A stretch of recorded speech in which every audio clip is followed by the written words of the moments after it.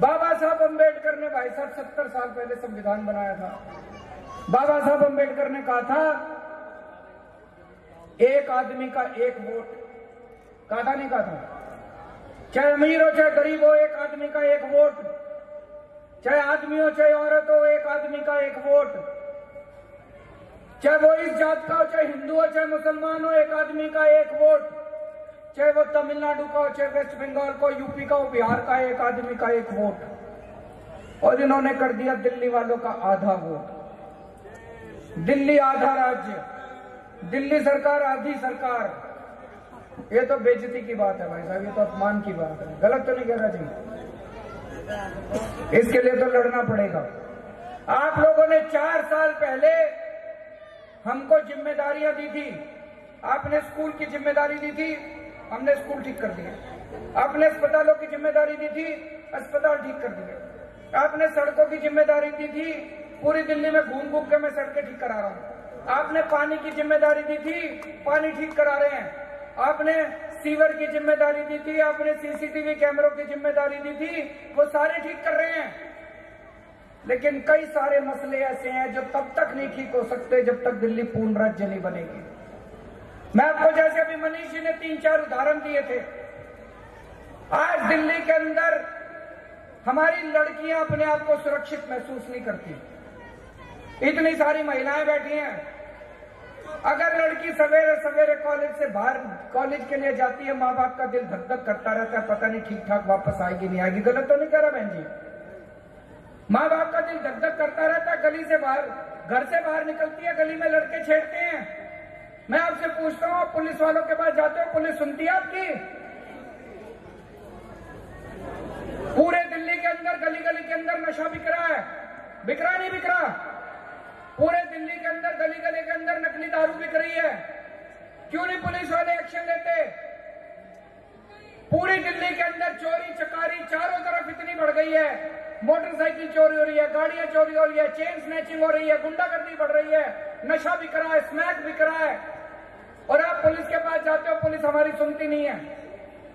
फिर आप अपने एमएलए के पास आते हो। आपने तो एमएलए को चुन के भेजा था कि जी कुछ करो। एमएलए कहता मैं कुछ कर नहीं सकता, पुलिस मेरे अंडर में नहीं आती, पुलिस मेरी सुनती नहीं है। फिर आप मुख्यमंत्री के पास आते हो, मुख्यमंत्री कुछ कर नहीं सकता, पुलिस मेरे भी अंडर में नहीं आती। तो पुलिस किसके अंडर में आती है? प्रधानमंत्री के अंडर में आती है। अब प्रधानमंत्री जी मोदी जी के अंडर में आती है पुलिस। मोदी जी से कोई मिला है यहाँ पे आज तक? मैं ही नहीं मिला। 4 साल से मैं टाइम मांग रहा हूं, मेरे को भी टाइम नहीं देते मोदी जी। भगवान ना करे कल हमारे घर में कुछ उल्टा सीधा हो जाए, भगवान ना करे हमारी बेटी के साथ कुछ हो जाए, भगवान ना करे कोई चोरी चकारी हो जाए। हम किसके पास जाएं, किससे मिले जाके? प्रधानमंत्री से जाके मिले। प्रधानमंत्री, पुलिस उनके अंडर में आती है। मैंने कई बार प्रधानमंत्री जी को कहा, प्रधानमंत्री जी पुलिस दिल्ली वालों के अंडर में दे दो, आप पाकिस्तान संभालो। पाकिस्तान तो संभलता नहीं प्रधानमंत्री जी से। क्या देना, मैं दिल्ली पुलिस संभालूंगा। तो दिल्ली पुलिस पूर्ण राज्य बनेगा, दिल्ली पूर्ण राज्य बनेगी, दिल्ली पुलिस को आपकी सुननी पड़ेगी। दिल्ली पूर्ण राज्य बनेगी, आपकी लड़की घर से बाहर निकलेगी, लड़के छेड़ेंगे, पुलिस को जाके बोल देना, पुलिस को लड़कों को गिरफ्तार करना पड़ेगा, उनकी छिताई करनी पड़ेगी पुलिस को। पुलिस आपकी नहीं सुनेगी, मेरे पास आ जाना, फिर मैं पुलिस को ठीक करूंगा। नहीं तो गलत तो नहीं कह रहा जी? जिस दिन दिल्ली पूर्ण राज्य बनेगी, दिल्ली में ऐसी कानून व्यवस्था कर देंगे, रात को 11 बजे भी अगर आपकी बेटी घर से बाहर निकलेगी, किसी की हिम्मत नहीं होगी जो उसकी तरफ हाथ उठा के देख सके।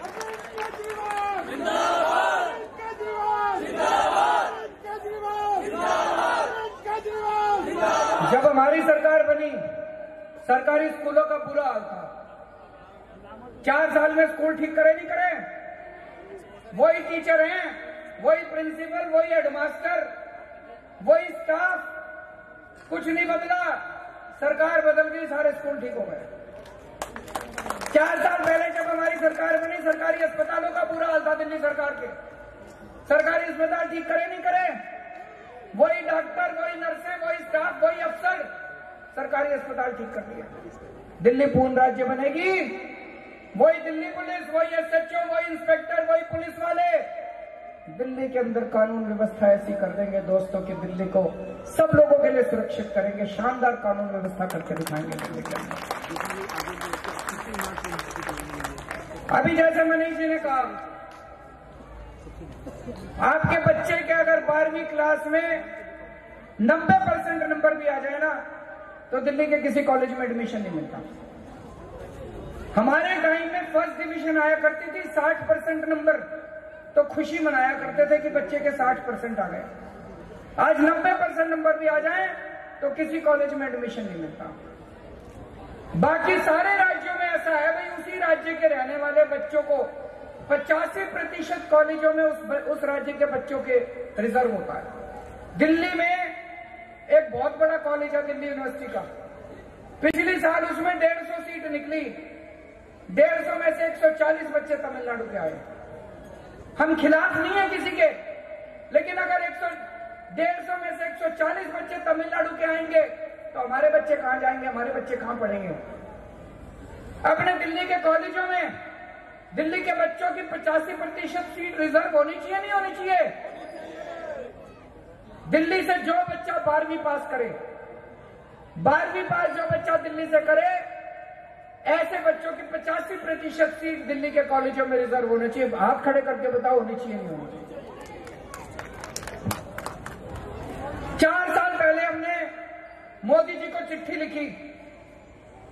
हमने कहा प्रधानमंत्री जी, हम दिल्ली में नई यूनिवर्सिटी खोलना चाहते हैं, हम दिल्ली में नए 50 कॉलेज खोलना चाहते हैं।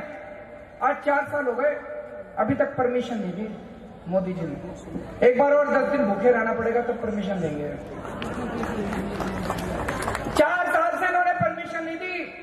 दिल्ली जिस दिन पूर्ण राज्य बनेगा, 2 साल के अंदर इतने यूनिवर्सिटी और कॉलेज खोल देंगे दिल्ली के अंदर, आपके 60% नंबर वाले बच्चे को भी अच्छे कॉलेज के अंदर एडमिशन मिलेगा। हमारे दिल्ली में बच्चे बेरोजगार घूम रहे हैं।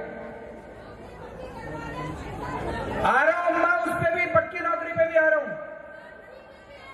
बैठ जाओ, बैठ जाओ।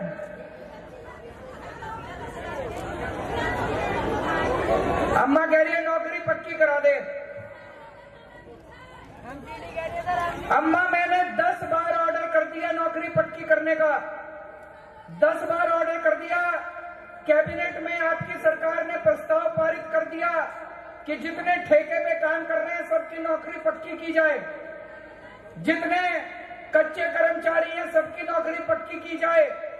वो फाइल भी मोदी जी लेके बैठे हैं, बच्चों की नौकरी पक्की नहीं कर रहे। जिस दिन दिल्ली पूर्ण राज्य बनेगा, 24 घंटे के अंदर सबकी नौकरी पक्की करके दिखा देंगे।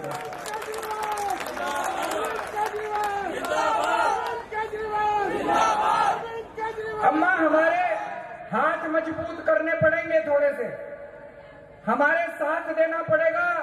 जितने काम कर दिए, अब जितने काम रह गए वो काम तभी हो पाएंगे जब दिल्ली पूर्ण राज्य बनेगी। आपके बच्चों को नौकरियां नहीं मिलती। जैसा भी मनीष जी ने कहा, दिल्ली में जैसे अभी 25,000 टीचरों की वैकेंसी निकलेगी, इसमें 85% अपने बच्चों को नौकरी मिलनी चाहिए, नहीं मिलनी चाहिए? 2 लाख नौकरियां अभी की अभी निकल सकती हैं। हम इतने सारे स्कूल बना रहे हैं, अस्पताल बना रहे हैं, हम इतने सारे सीसीटीवी कैमरे लगा रहे हैं, पानी की पाइपलाइन डाल रहे हैं, सीवर डाल रहे हैं, डोर स्टेप डिलीवरी कर रहे हैं। अभी की अभी 2 लाख नौकरियां निकल सकती हैं, लेकिन आपके मुख्यमंत्री को पावर ही नहीं है नई नौकरी निकालने की। जिस दिन दिल्ली पूर्ण राज्य बनेगी, 2 लाख नौकरियां निकालेंगे और उसमें से 85% नौकरियां आपके बच्चों को मिलेंगी। जितने झुग्गी वाले हैं उनके लिए तो हम लोग पक्के घरों का इंतजाम कर रहे हैं। 52,000 घर बन चुके हैं झुग्गी वालों के लिए, 52,000, और अगली साल से उनको सबको पक्के घर मिलने चालू हो जाएंगे। ये कौन सी बस्ती थी जो मिनिस्टर बोल रहे जो आपकी नेहरू कैंप, जो आप उन्हीं को भेजा था ना, नेहरू कैंप में जितनी झुग्गियां थी उन सारे झुग्गी वालों को हमने पक्के घर में भेजा है। वो सारे पक्के घर में गए हैं। मनीष सिसोदिया जी अपने हाथ से उनको घर की चाबियां देके गए हैं। अब जितनी झुग्गियां हैं सारे झुग्गी वालों को पक्के घर मिलना चालू हो जाएंगे। इसी साल से 52,000 घर तैयार हो गए हैं। इसी साल से झुग्गी वालों को 52,000 घर मिल जाएंगे और बाकियों के लिए घर बना रहे हैं। लेकिन दोस्तों, मेरा एक सपना है, केवल झुग्गी वालों को नहीं, दिल्ली में रहने वाले हर वोटर के परिवार का एक अपना घर होना चाहिए। होना चाहिए, नहीं होना चाहिए? यहां जितने किराए पे रहते हैं जरा हाथ खड़े करें। किराए वाले जितने दिल्ली में रहते हैं सबका अपना एक घर होना चाहिए। 70 साल पहले जिन्होंने 2 हाथ खड़े कर रहे हैं, 2 घर नहीं मिलेंगे उनको। कईयों ने सोचा 2 हाथ खड़े कर दो, 2 घर नहीं। 70 साल पहले हमने डीडीए बनाई थी। डीडीए क्यों बनाई थी? डीडीए ये सोच के बनाई थी, डीडीए का काम था दिल्ली के हर गरीब आदमी के लिए घर बना के देगा सस्ती और आसान किस्तों में। दिल्ली के हर मिडिल क्लास परिवार को एक घर बना के देगा सस्ती और आसान किस्तों में। 70 साल में डीडीए वालों ने बिल्डरों को प्लॉट काट काट के देने के सिवा कुछ काम नहीं करा। कोई आज एक आम आदमी घर नहीं खरीद सकता दिल्ली के अंदर, इतने महंगे हो रहे हैं घर। डीडीए वालों ने गरीबों के लिए कुछ नहीं बनाया, बिल्डरों को पैसे दिए, बिल्डरों को प्लॉट काट काट के दिए बस। दोस्तों, जिस दिन दिल्ली पूर्ण राज्य बनेगी, 10 साल के अंदर, 10 साल तो लगेंगे घर बनाने में, बहुत घर बनाने पड़ेंगे।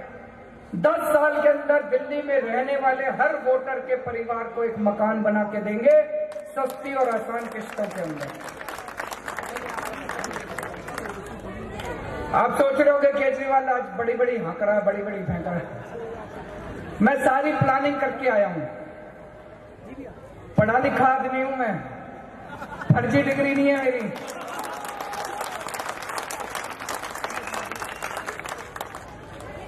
जब मैं दिल्ली के चुनाव के पहले गली गली में जाया करता था, मैं कहता था हमारी सरकार आएगी, हम बिजली के रेट आधे कर देंगे।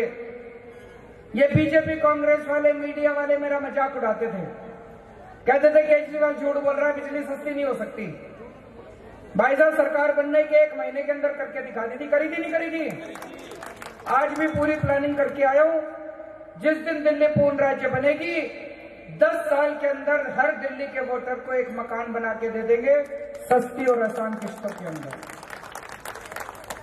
अब अपने को सबको पूर्ण राज्य पर, दिल्ली को पूरा राज्य बनाने की लड़ाई लड़नी है। इस तरह की खबरें देखने के लिए आप हमारे चैनल को लाइक करके सब्सक्राइब करें और नोटिफिकेशन बेल ऑन कीजिए।